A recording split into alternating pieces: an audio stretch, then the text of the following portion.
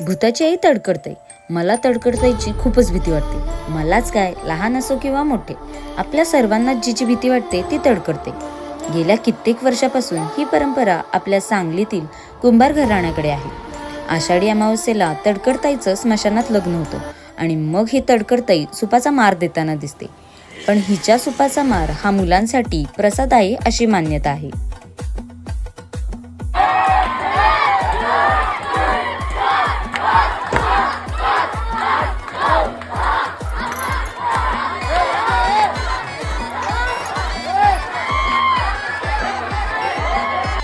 तडकडताईचा असा मार तुम्ही कधी खाल्लाय का? मला कमेंटमध्ये नक्की सांगा. तडकडताई हा सांगलीकरांच्या परंपरेचा एक महत्त्वाचा भाग आहे. कारण सांगली आणि तडकडताई यांचं एक अतूट नातं आहे.